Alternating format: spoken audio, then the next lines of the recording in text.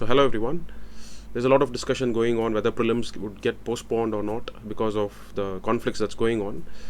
Well, that's none of your concern. You don't have to be really concerned about it, because even if it's postponed, if you think that it gives you an advantage, it so does for all other aspirants as well.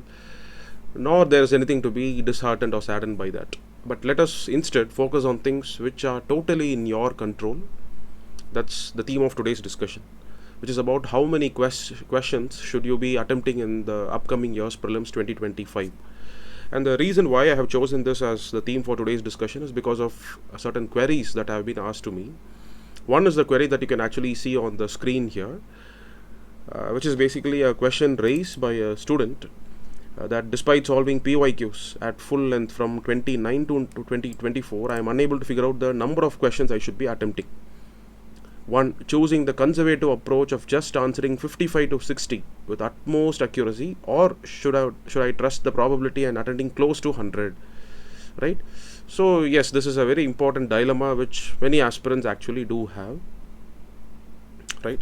And I don't know about this aspirant, whether the aspirant has prior experience in handling prelims and sitting in previous prelims or not, but the second doubt is actually the doubt of a query of another aspirant who has actually given last prelims in 2024, right? So this is the query. I did follow the method of scarcely attempting questions in 2024 prelims, where I attempted 72 questions, but I only scored 62.25 from them. I was told I should have attempted 85 plus, which is what I have been following for the tests I have appeared this year. And then there goes on opinion on the strike rate of all her attempts, right? In the first round, majority goes right. Second round, 40-50% goes right. And the last round, only 15% goes right. So this is what she says here, right? And unlike most of my peers, I'm confident about CSAT, and I get around, last year she was able to score 82.5, but it was GS which actually pulled her down, and this was a first prelims last year. So first prelims last year, and I know about her, just 1 year of preparation, she was able to score 62.25 out of a total attempt of 72 questions. So right now, she is under confusion. She is unable to figure out a strategy for GS that works for her. If you can please provide inputs on what I can do in the next few days, it will be helpful. All right. So, and on the right, what you find here is actually my reply to her question. And before I replied to her question, I asked her to take previous year's question paper, mark all the questions that she had attempted and got right, mark all the questions that she had attempted and got wrong. And this is how she had done that, as you can see on the slide. So all the right questions are ticked right, and all the questions that she had gone incorrect is marked wrong. All right. So it's after going through and making an analysis of her performance, what I'm able to understand is it's not that she has attempted lesser number of questions. It's questions that others who would probably almost get those questions right, she was not able to get that question right. And 5 of them were from simply polity. And those were not the most trickiest of the polity questions. They were tricky other polity questions which she had got right. But questions that she should have got right in polity, she did not. And that's a very important reason for pulling her score to just 62.5. Okay, let's assume let's think otherwise. She attempted 72, got 62.5. If she would have attempted 82 questions, let's give her a benefit of another 10 marks. Let's say she gets 62.5 marks. Let's say she had attempted 92 questions.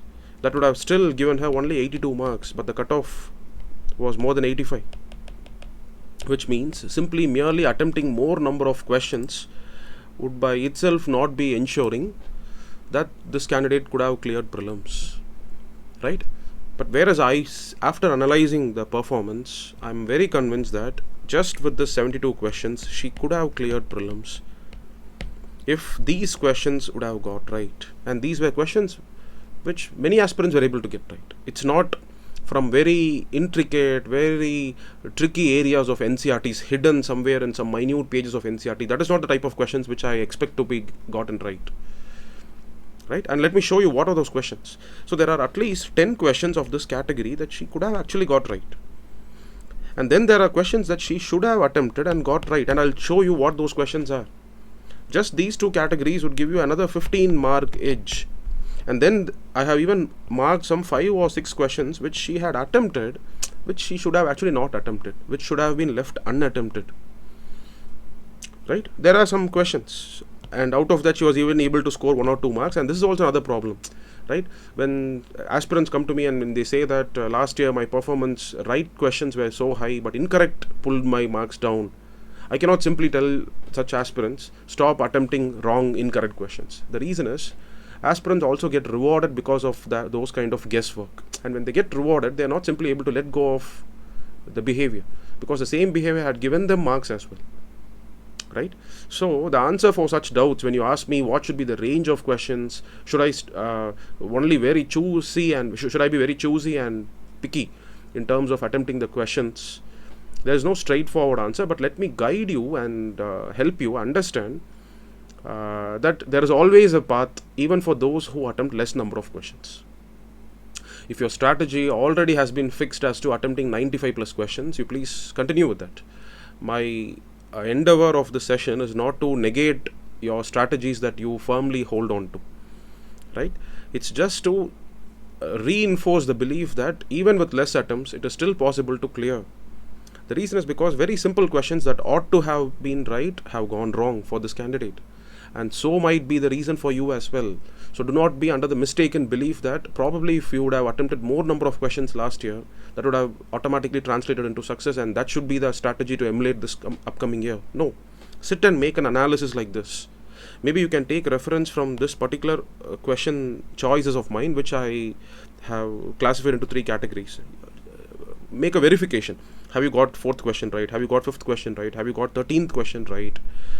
Right? Sit and analyze. Your scorecard that you get is actually a way to reflect upon what was your performance last year. It's not something to be demotivated, nor is it something to be totally exuberant about, because I've seen people who would just be 3 or 4 marks round the cutoff, lower than the cutoff, but that will be repeating year after year after year until they exhaust their attempts.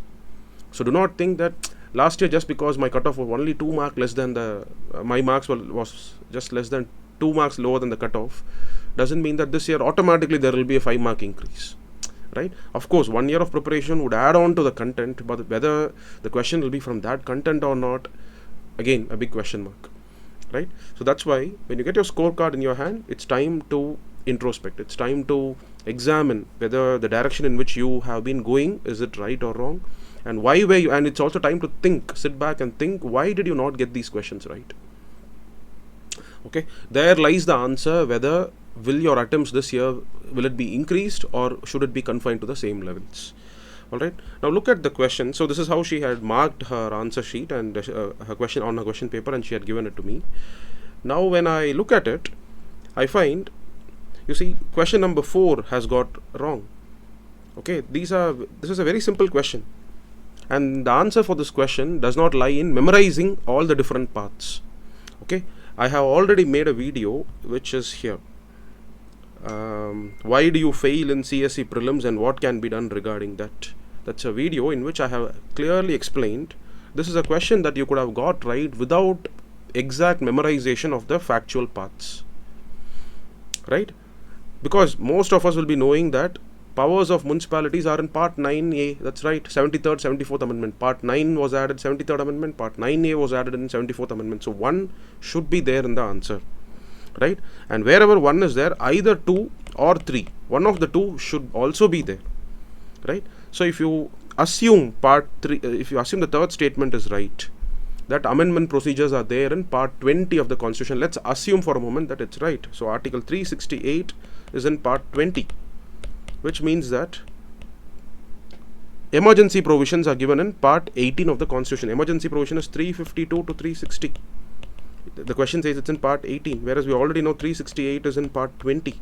So there is a high possibility that these are close by provisions.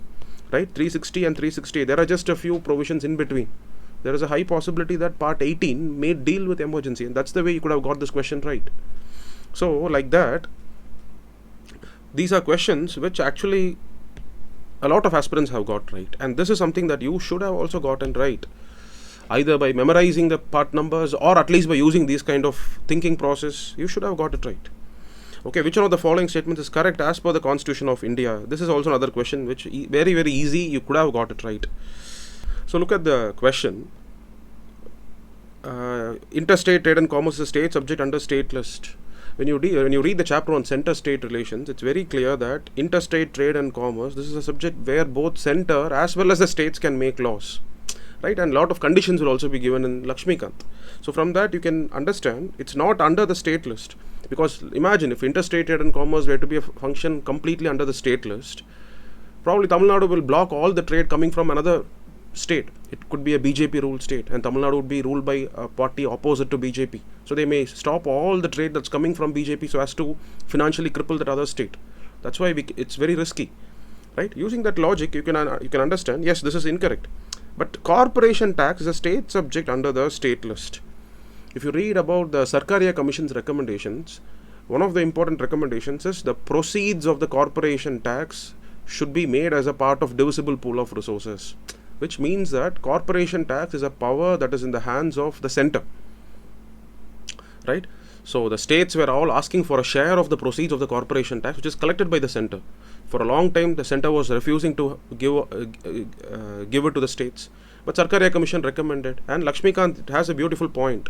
Recommendations of Sarkaria Commission in Center-State Relations chapter, there is a point which says that corporation tax proceeds will be made as a part of divisible pool of resources, right? So from that you can understand corporation tax is not a state subject.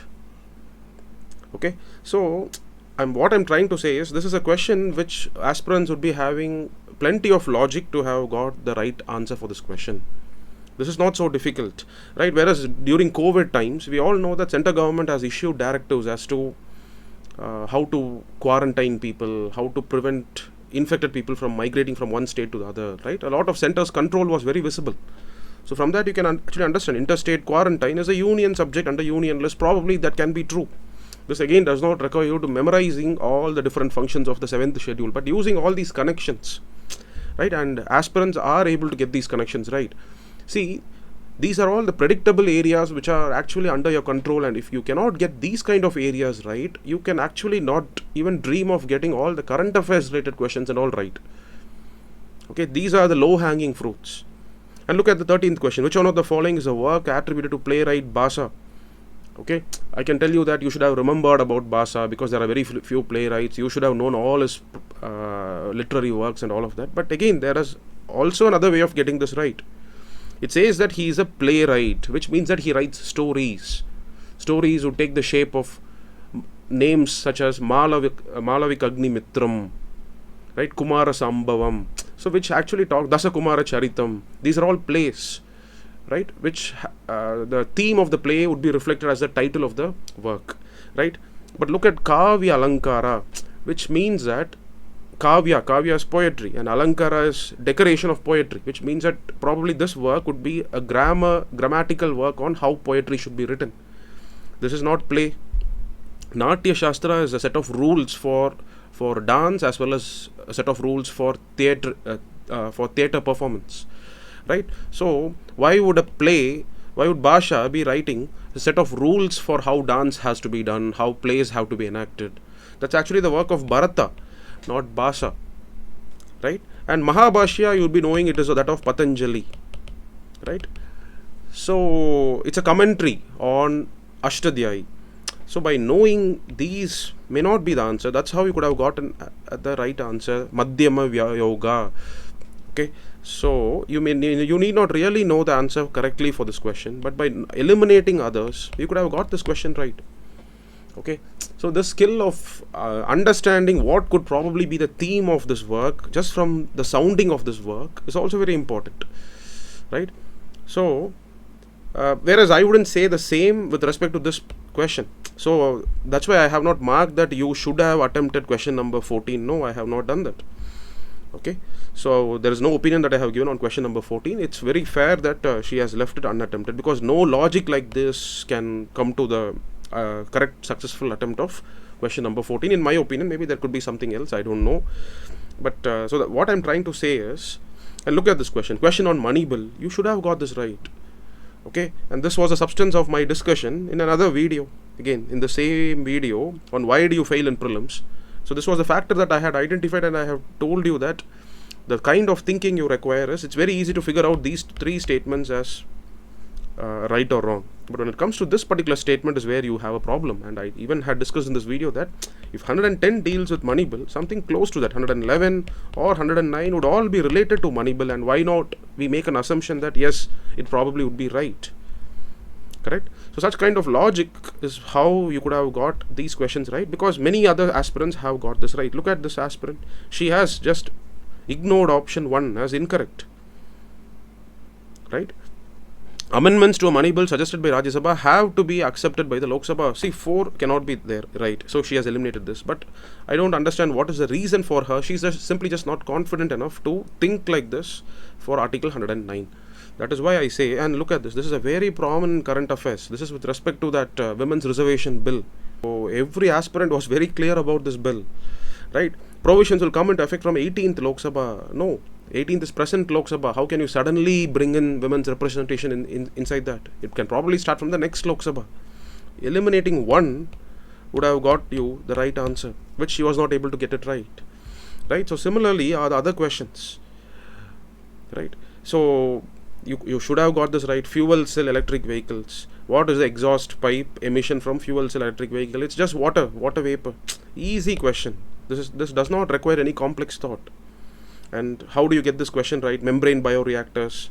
So I have discussed all of this in a different video on queries answered, your first 5 questions out of 25 questions. So if you watch that, you'll be able to understand how simply playing with English, you can simply get those kind of questions right. And there are at least 3 questions like that. So my opinion is, what am I trying to infer out of all of this?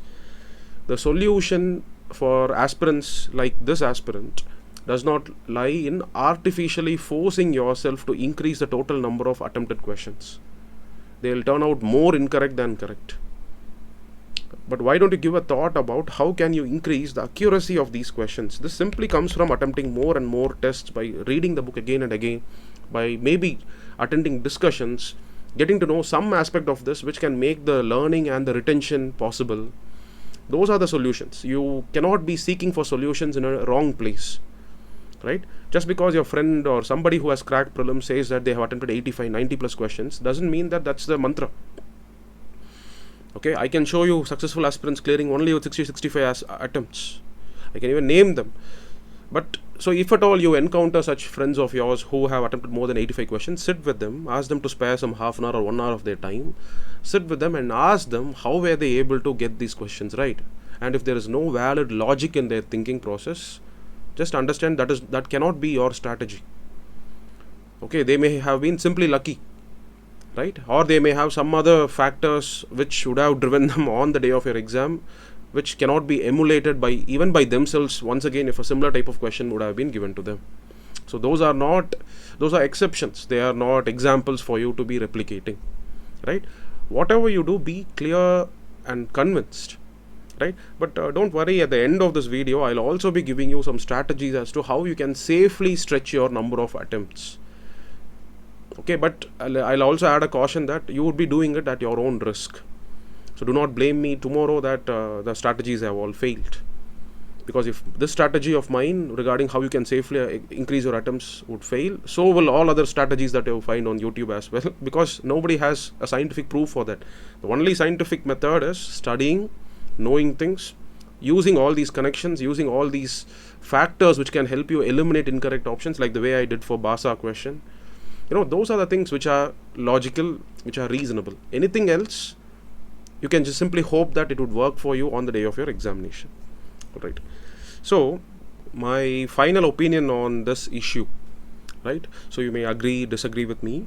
My final opinion is, if you have been attempting 60 to 70 questions in the previous prelims, and if you are hoping to attempt 80 to 90 questions this time, right, which means you want to increase it by another 20 more questions, I'll tell you, realistically speaking, who would be capable of doing this.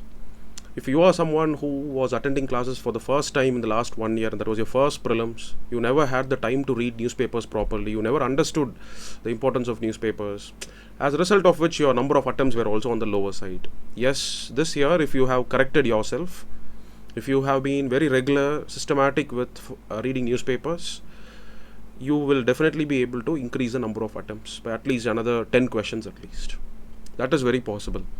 But if you're already a veteran who has already given 4-5 attempts, and for you, if you have been already reading newspapers and still you are not able to attempt more than 60-70 questions, I wouldn't be very hopeful that that quantum jump is even possible, right? So for those who have totally neglected newspapers in their first attempt, but now you have got into the practice, into the habit of reading newspaper, the jump is actually feasible. You can actually see it, witness it on the day of your exam, right? Or if not, let's say history was a total washout for you in the last prelims. Only 1 or 2 questions you were able to get that right? Maybe because you did not have the time. As I said, first attempters, because you read newspapers regularly, you did not have the time to focus on, let's say, completely on a subject, and that is a subject which you always dread, which you fear, which you always had confidence issues, and so was the subject poorly rewarding for you on the day of your exam. If that is the case, and if you have in the last 1 year made attempts to strengthen your knowledge in that subject, if you have constantly strengthened and worked out all the books, standard books and all of that in those areas and those subjects, yes, you can also witness another good jump in the total number of questions, right? And an example here is, let's say you did not attempt more than 5 questions out of 15 questions asked in history last year, and out of 5 only 2 questions were right. But this year you have systematically worked, Spectrum is completed, Lucent book is completed, and all your NCRTs on history is all completed. History is just a representation. It could be geography, it could be science, environment, whatever the subject is, right? If there were 1 or 2 subjects like that, and you have strengthened it in the course of 1 year, now you feel greatly confident. Yes, your total number of attempts will definitely increase by another 20 more questions, right? So these are organic, these are natural ways of how aspirants' number of attempts actually increases. I have seen the interviews of aspirants this year who have successfully cracked 2024 civil service exam.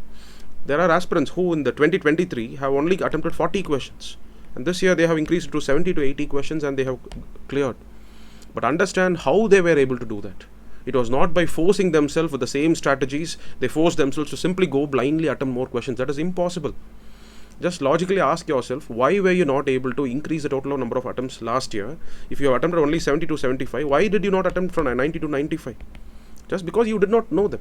You did not know those skills. You do not know those aspects by which people were able to get those questions right. And if you have not strengthened them, you simply cannot actually force yourself to attempt another 20 more questions. That cannot work out, right? That's why I ask you, before you force yourself to increase the total number of questions, get a word of validation from your friend by sitting for 1 hour with them. Ask them how were they able to get those questions right on the day of the exam. And if there's no concrete answer, it means that cannot, so you cannot simply blindly increase the total number of questions attempted, right? Instead, work on increasing the accuracy. This is always possible. Okay, why did you not get the familiar questions that others were able to get right? Why were you not able to get that right? Ask yourself those questions very deeply. I'm sure you will figure out answers, right? And a reference for that process would be this particular reply of mine. You can probably take a screenshot of this. These are the questions that you should have got right. These are the questions you should have attempted if you have ignored, and you should have got it right. Whereas these questions, 7, 20, 60, 64, 65, 70, these 6 questions are okay if they are actually unattempted. And if you have attempted and if you have got that right, ask yourself, how were you able to get it right? Is it out of a fluke attempt, a random attempt going right? If that is the case, there is no cause to be happy about it, right? So keep this as a reference. Cross check with your performance last year, but I don't know which series of question paper this is. So this is the reference, right? I don't know whether it is set A or B or C or D. Okay, so find out the set with which the questions start in this order. Okay, for that particular set of question paper, this would be my comparison which you have to actually make. All right, so that is the final word that I have on this particular issue about how many questions would you be attempting, right? I mean, if you have attempted less questions in the last year, this year should you force yourself to attempt more number of questions? This is my answer on that, right? And for first timers, for aspirants who have already given prelims last year, they know, they have a rough mindset idea of where they actually stand, where they have made mistake, their emotional turbulence that actually crept in on the day of their exam.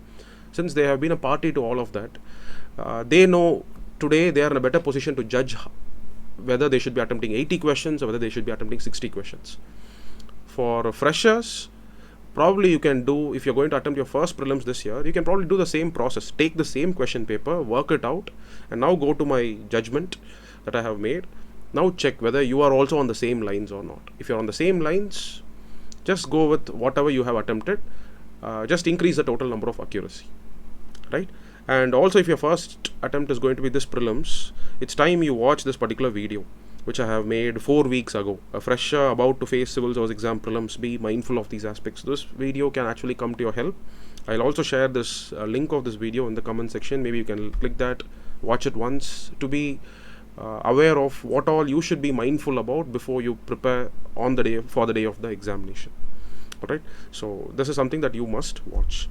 Alright, and now I can give you a rough estimate as to a rough idea as to should you be very daring in your attempts or should you be a little bit conservative and restrained in the number of questions that you attempt, right? So how can you decide that? You can actually decide that properly if you know the difference between 2023 prelims and 2024 prelims, because the same aspirants who would have attempted only 70 questions in 2023 prelims would have probably attempted 80 questions in 2024 prelims. Or if you have attempted 90 questions in 2024 prelims, you could not have attempted more than 80 questions in 2023 prelims, right? So if you are a fresher or if you have given attempts, if you can clearly know the difference in the nature of question papers between these 2 years, you will be able to roughly get a ballpark figure as to how many number of attempts you should be making this year.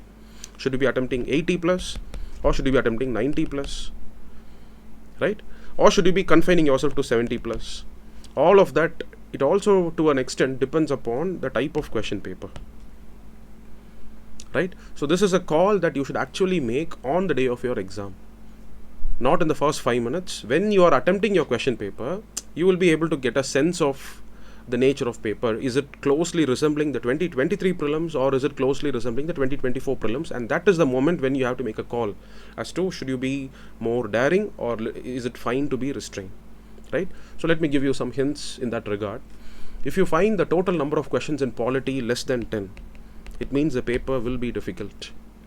Okay, then the reason why 2023 paper proved to be the most challenging paper, where the cutoff fell to 74 was the cutoff for general category, right? Whereas in 2024 for general category, I think it was 87, I guess. So at least 12 to 13 marks more than 2023. Not because people have all suddenly become smart that they were able to even manage so well in even difficult papers. No, 2024 was slightly easier compared to 23. The main reason is dominance of polity. Whichever years you will find dominance of polity questions, the paper is more scoring. The reason is, irrespective of whatever the optionals aspirants choose, polity is one subject which 80% of those who clear will be able to get perfectly right? Because the first book that most aspirants touch and they read is polity. And many a times news that comes in the newspaper is all related to polity. Many of the test series that you keep on writing, and just 1-2 article 440, just so predictable areas lies in polity. All you need to do is just simply reading Lakshmikant again and again and again and again. That's why when polity questions dominate a question paper, the number of attempts will also increase. The cutoff will also increase. And it is also possible for you to score a lot of polity questions right, just like the way I have analyzed this question paper, right? So whenever there is a number of polity questions increase, and when you feel that almost all the questions are something to do with the constitutional provisions, it means it is going to be easy paper. Maybe you may not be aware of some aspects of that, but again, why are you not aware of? Even if you're not aware exactly of Article 109, why can't you make a guess that it lies close to 110? So probably it's right, correct? It's not awareness related, it's thought process related, the reason why you were not able to get it right. So understand that if the number of questions in polity dominate, most probably the number of attempts made by aspirants will also go up. And you can judge yourself accordingly. At least try to work your way around with those polity questions, right? And sometimes from very easy areas, very difficult questions can be asked. Like Jainism and Buddhism is supposed to be an easy area because you have concrete reading material in your NCRT, R.S. Sharma, old NCRT and all of that. But suddenly UPSC may throw some difficult questions to you, right? Nayaputta, Sakya Muni, Tathagata, these are all the titles of Gautama Buddha. Is it right or wrong? Easy areas. But if all the questions from Buddhism, Jainism, Indus Valley civilization, if from familiar areas of history, if the questions are very difficult, it means the paper is of the 2023 format, right? If simple questions like Jainism believes in soul or not, those kind of questions are also asked in prelims. Those are easy questions. So you make a call. If you find that history questions, yes, it is from Buddhism, Jainism, but it doesn't seem to be from NCRTs, which means that there can be a difficult aspect to it, right? If you find a reduction in the total number of modern India questions, if you find predominance of difficult ancient and medieval India questions, again the paper would be of the 2023 type, right? Or when you find the current affairs something that you would not even have heard about, or they give you ranks of armed forces personnel and they ask you which of the following is rightly matched, it's more like no logic can come to your help there. It's either you know it or you lose it. Such kind of current affairs questions. So it is your sharpness, it is your shrewdness to make an assessment as you keep attempting questions, to also make an assessment of what is the nature of question paper like. Because in a question paper like 2023, those aspirants who were very restricted in their attempts were able to successfully clear through prelims. 60 to 65 questions, right? Many aspirants who cracked that year, 60 to 65 was their attempt range. Okay, so those who were compulsive that they have to attempt all 95 to 100 questions, many of them failed. What would have worked for them in 2021 prelims, what worked for them in 2022 prelims, going excessively beyond 90 plus. First of all, that was not possible. Even those reasonable aspirants had attempted only around 80 to 85 questions in a difficult year like 2023. But those who were blinded by such obsession, who forced themselves to go beyond 95, were all, they were badly affected in the 2023 prelims. Alright, so that is why do not get into this wrong belief system that you should be attempting more than 90 questions. No. Whether it's in the 70 to 80 range, or whether it's in the 80s to 90 range, I feel going beyond 90 is all gone. Okay, most aspirants, I don't see them going beyond 90 questions. Maybe you might be either in the 70 to 80 range or in the 80 to 90 range.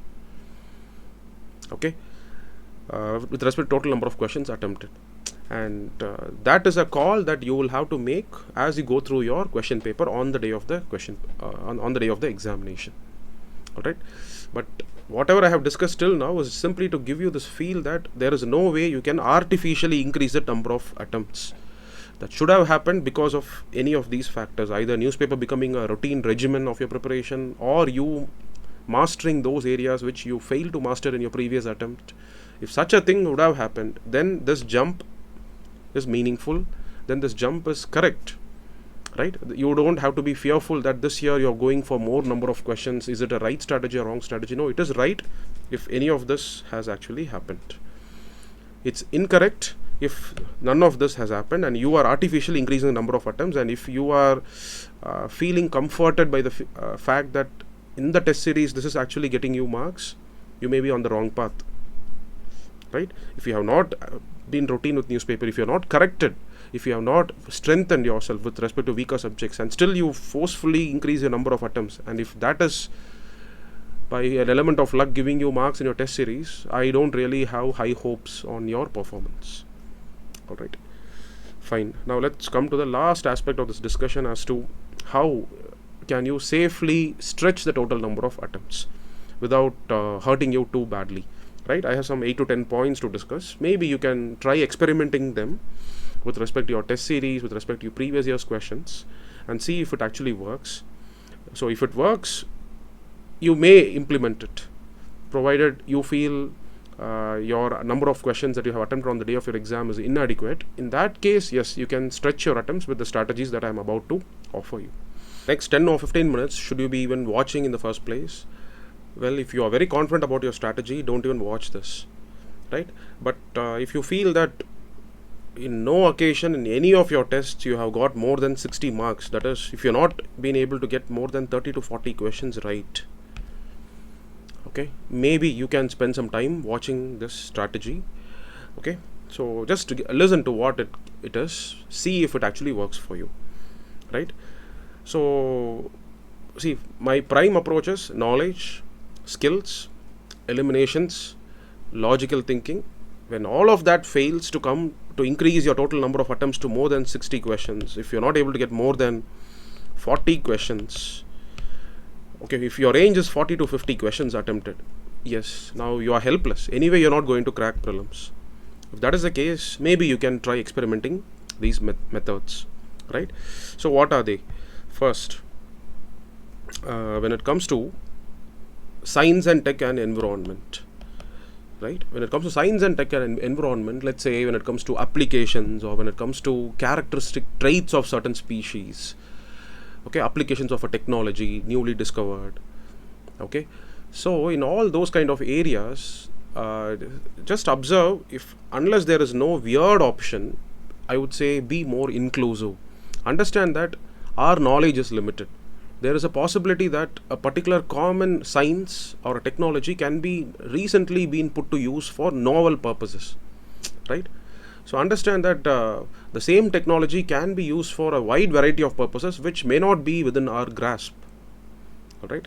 So like that, consider the following materials: agri residue, corn grain, wastewater treatment sludge, wood mill waste. Which of the above can be used as a feedstock for producing sustainable aviation fuel?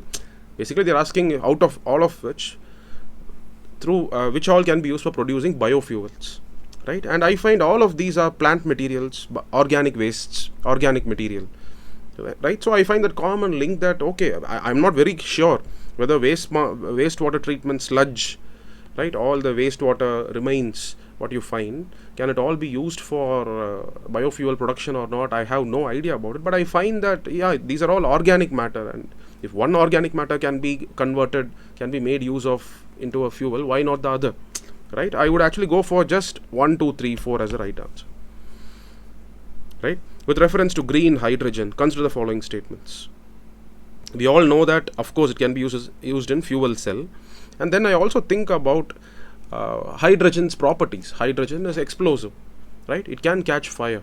If it can catch fire, then why can't it be used as a normal fuel, right? So like that, I include all three to be the right answers, okay? And these are questions, these two are questions of 2023, and these are questions of 2024. And similarly, in which of the following are hydrogels used? Okay, something like a gel, something like Vaseline, okay? So controlled drug delivery in patients. So hydro is just water, right? I have never read whether it can be used for medical applications or not.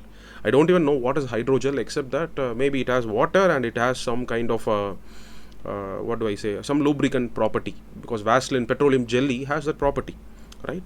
Mobile air conditioning systems.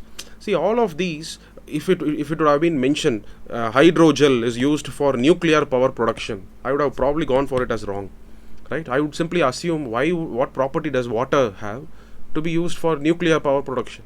But here, all of these are somewhat related to each other, or nothing is a weirdly incorrect option, right? Preparation of industrial lubricants, yeah, gels, possibly it is used, okay? Or if it is given hydrogel is used for water absorption, for dehydration purposes, then I'll start questioning, why would water-based product be used for water absorption, So there is no such weirdly incorrect option. So I would simply go for all 1, 2, 3 as right, okay? So whenever you find questions in science and tech and in environment, unless there is something that is blatantly incorrect, I would encourage you to go for all the options given as right applications, okay? You may get some right, you may get some wrong, but I feel the net total will be in positive range, okay? Even if you get 1 or 2 marks out of these attempts, that would still push your marks higher, okay? Maybe that missing marks is what you actually might need finally to clear your prelims, all right? So this is the first principle, that When it comes to science and tech environment, go for all the above, all three or all four, unless there is something your gut says it cannot be a right purpose. Alright. And next is, when it comes to statement based questions, I feel these are relatively easier than only one, only two, all three, none of the above. You need all the four factual awareness to go get such kind of questions right. But when it comes to statement based questions, I feel the possibility of working your way around the statement based question is actually much more favorable, right? So the 41st question the student has not attempted, and I don't know why this question was actually not attempted. This should have been attempted. Everybody knows where is Sahel region, or maybe I think she may not know where is Sahel region. Even if you do not know where is Sahel region, what is statement? See, either of the two statements have to be correct. Correct? Either statement 1 or statement 2 should be right as per the nature of options given. So there is instability and worsening security situation in Sahel region. Second statement is there have been military coups in several countries of the Sahel region in the recent past. Okay, both of them seem to be very closely related to each other, isn't it? If there is a military coup, definitely there will be an instability. See, unless you don't know where is Sahel, unless you don't know the meaning of the word coups, that is why UPSC has also given military takeovers, where rebel groups, they go and forcefully take over the control of the government, right? So I think the reason she has left this question unattempted is because she doesn't know where Sahel region actually lies. This is basically an Africa based question. Even if you do not know where Sahel region actually lies, don't you think both the statements are very closely related to each other, right? So military coups, if it is present, it will definitely lead to instability. If there is instability, maybe that could be caused because of so many factors. Even economic crisis could be a cause of that. Some natural disasters could be a reason for instability, or military coups can also be a reason for instability, right? So this is a question which it's easy. So you can actually assume one of the two statements have to be right, and so the balance of probability lies that both the statements can be correct, and it actually looks as if this can be a very valid reason for statement 1. So this question could have been got right. So all I'm trying to say is, if you decide to go for increasing your attempts, you look out for possibilities in statement based questions, statement 1, statement 2, rather than the other type of questions. This is where your possibility of going right actually lies. Okay, and look at another question where she has got wrong. If I were there attempting this question, I would have possibly left this question unattempted, attempted this question, whereas the reverse has been done. Okay, look at statement 1. European Parliament approved the Net Zero Industry Act recently. You can ask yourself, why would UPSC... See, the only way this could have been incorrect is, if this would not have been recent, it could have been done 20 years earlier. But ask yourself, why would UPSC test whether a particular act was passed 20 years, and that not by India but by a foreign country, right? So we have to make this assumption that statement 1 is correct. Okay, now let's look for whether statement 2 is incorrect, or whether statement 2 would probably explain statement 1. Right? So this is something that we can now look for. But look at statement 2. The European Union intends to achieve carbon neutrality by 2040, and therefore aims to develop all of its own clean technology by that time. There are a few red flags here, because see, unlike statement 2 of the previous question, this statement 2 has a lot of facts. 2040 could be incorrect. It could be 2030, it could be 2050, 2060, right? Anything is possible, and aims to develop all of its own clean technology. Will it even be possible, or should it be supported by maybe other developed countries, or should it be a consortium of nations including USA, including other rich countries, China, maybe? What if all other countries should all collaborate so as to achieve this purpose? Anything is possible, right? So if I were to be attempting this question, I would probably leave it unattempted. Or I may even make this daring guess that UPSC might play with this numbers or all of its own clean technology, and probably assume that statement 2 may be incorrect. Right? So these are the thoughts which I would call as safe strategies, because you cannot memorize all these years, but you can assume that why is UPSC giving this fact here? Okay, because irrespective of whether it's 2040 or 2030, if at all statement 2 is a correct explanation of statement 1, the logic is how the statement 1 would be right.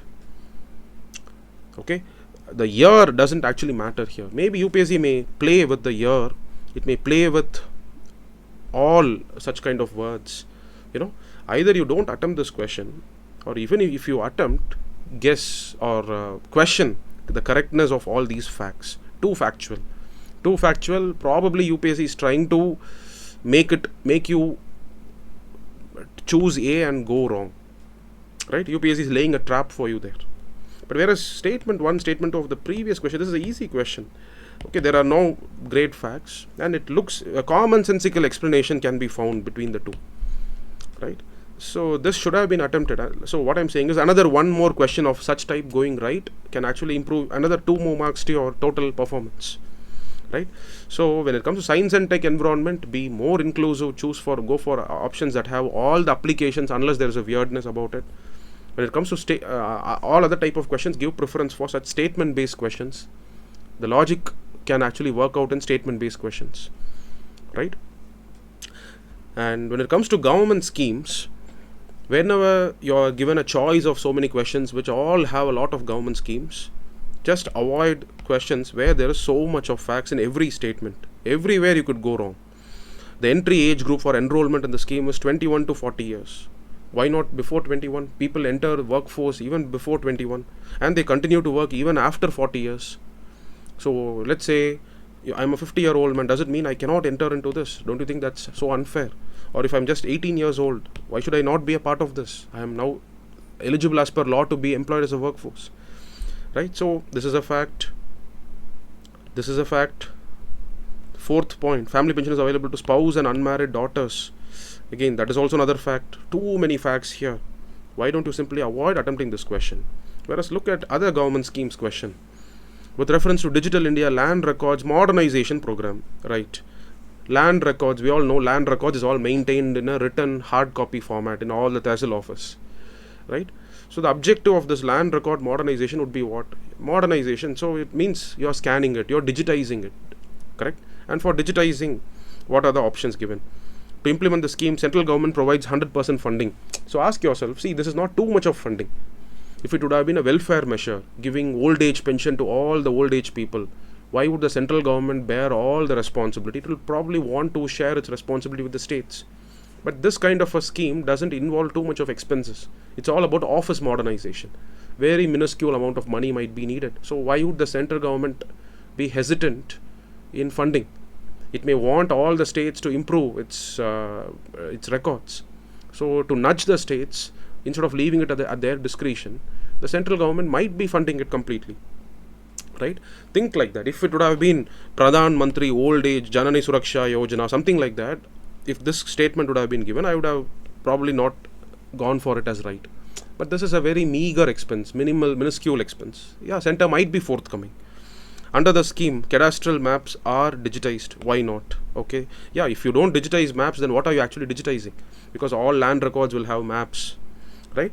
An initiative has been taken to transliterate the record of rights from any local language to any of the languages recognized by the Constitution of India. Seems more possible. If it would have been only local language to any of the languages, then I would have gone for this as wrong answer. So many languages are there. But languages recognized by the Constitution of India, which means only official languages. So very few number of languages. So I don't see a problem in this happening. Right?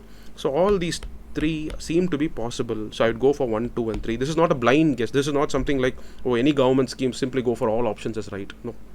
That is only with respect to applications, with respect to science and tech and environment, characteristics of species, right? So such kind of areas, probably yes. But when it comes to government schemes, so these are all the different strategies as to how you can safely stretch your performance. See, all this is ensuring one more mark, one additional mark in all the different areas, right? So it's not like you score all the remaining number of attempts only from one particular subject because you thought polity was your favorite subject. You have to forcefully attempt all polity questions. No, try all these strategies. Maybe with discussing with your friends, you will get another 10 more strategies. Okay, so all of these are meant to help those who are helpless. This is not a replacement alternative strategy for those who already have some kind of mechanisms like these. Okay, so what more do we have?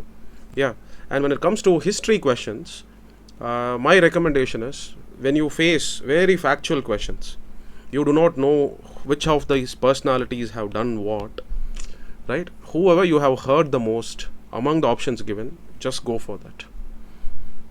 Okay, so in 2024 question, I'm not saying this is how I would go and get it right. I have a separate discussion for this particular question as to what is the logic that you will use with the help of knowledge to get this question number 36 right. That is also a part of the discussion that has been recorded earlier, and you will find it in the heading queries of students addressed. Right, there are some 2 or 3 videos in that name. So in one of the video I would have actually discussed how with knowledge you can get question number 36 right. But assuming that you do not have that knowledge, in that case, what is the way out? Way out is just simply go for the personality who is the most famous of all of them. You would never have heard about Mallikarjuna, Veera Vijaya, Virupaksha, but definitely there is a possibility you would have heard about Devaraya the First. Right? Same is the case with Krishna Devaraya. And with respect to the sultans of Gujarat, you would have only heard about 2 of the sultans. One is Bahadur Shah, who picked up a fight against Humayun. The other one is Mahmud Begara, who was the man who used to inoculate himself by taking a small amount of poison every day. Right, the well-built man who used to devour a lot of food. It's only Mahmud Begara and Bahadur Shah. These are the 2 names that you would be familiar with. Okay, and think, Mahmud Begara would have been Sultan during the days after the decline of the Delhi Sultanate, which would be probably by the time of invasion of Taimur. 1398 was the invasion of Taimur. It's following those years you would find this person of Mahmud Begara. Right, but Bahadur Shah is contemporaneous with Humayun, and Humayun was there in a time when Portuguese were already there in India. Right, so there is a possibility of linking Bahadur Shah with Portuguese rather than linking Mahmud Begara with Portuguese. Okay, so if such kind of logic can help you, you can actually get those guesswork questions also right. So among the options given, only these 2 personalities are known to you from your reading of Satish Chandra NCRT. Right, this you should have done. Okay, if you say, sir, I have not even read Satish Chandra, then you cannot actually get this question right. You cannot get this question right. And probably you can get this question right. Right? So hoping that you have done the reading and now you are unable to really get the difference between them, these are the ways how you can actually try to get 1 or 2 marks out of history more than what you would have otherwise got. Okay. Now what do we have here?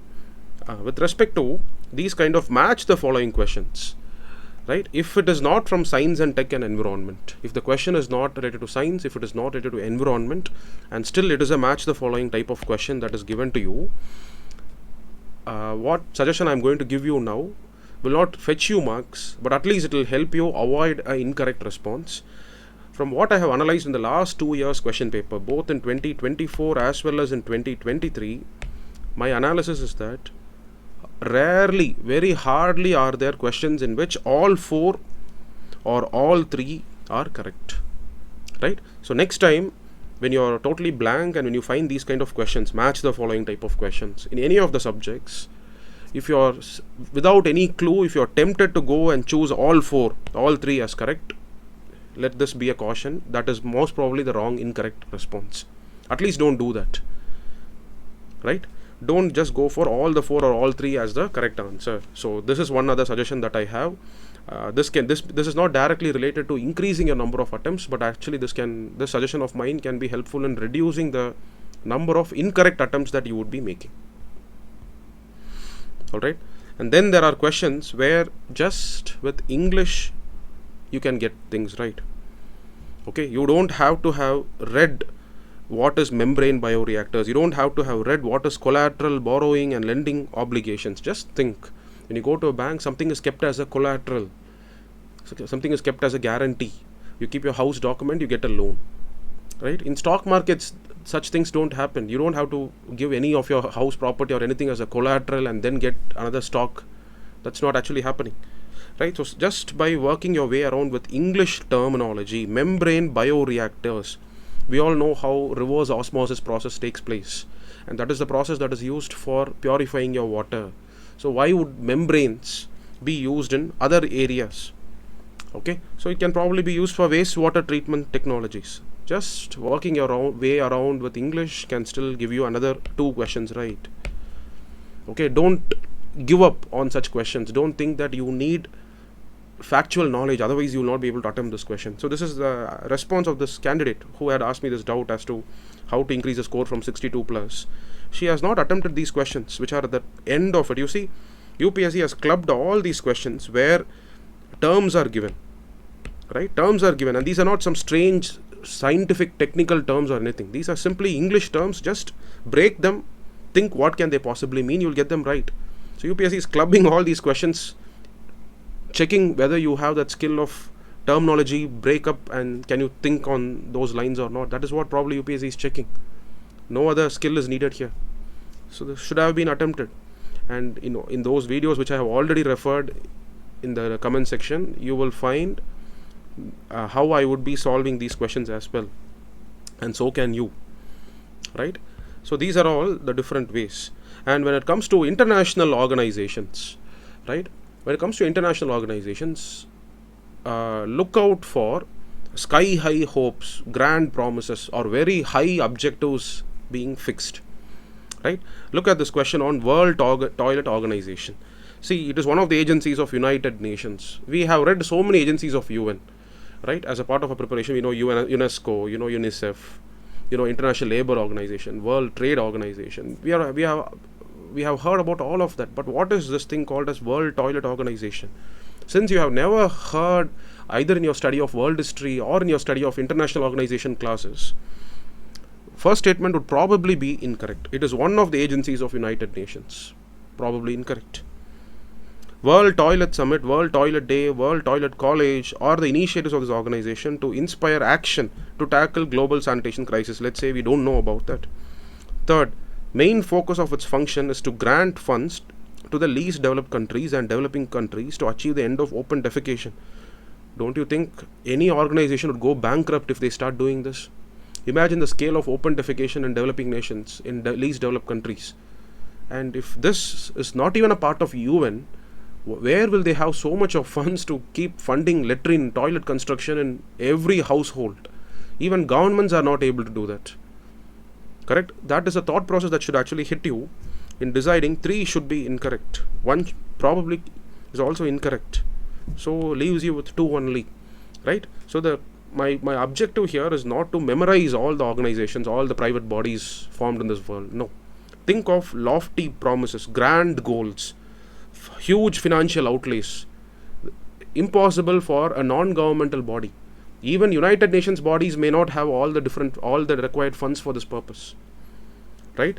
So when you have such grand goals, most probably the statement would be incorrect, right? So such kind of ideas can also come to your help. And look at question number 39. You have 2 statements given here. India is a member of International Grains Council. Well, we don't know about it. A country needs to be a member of International Grains Council for exporting or importing rice and wheat. You can use your logic here. See, if the question would have been, a country needs to be a part of missile technology control regime to receive spare parts for missile, it could be right, because the framework itself would have been formed to regulate transfer of technology. But this is a humanitarian initiative, right? Why would a country need to be a part of a consortium to even import something like food grains? If it's about some critical technology, something restricted technology, yes, it makes sense to be a part of a limited group. But here it's only about access to food. Why would there be any such restrictions? Use that logic. So second statement would be incorrect. First statement, now you can make a guess. At least you have eliminated 50%. Right? Maybe now try making a guess here. Alright? So these are all the different strategies that I have to offer for those who feel crippled that you're not able to go beyond 40 to 50 questions. Try these strategies, sharpen them, work your way, find out such more strategies if possible from discussing with your friends who already have been attempting more than 80, 90 questions. Some 2 or 3 strategies might come from some of your other friends. This is the way you can actually build that missing gaps which can actually help you on the day of your examination. Alright, so I hope this session was useful, and we'll meet in the next session. Thank you.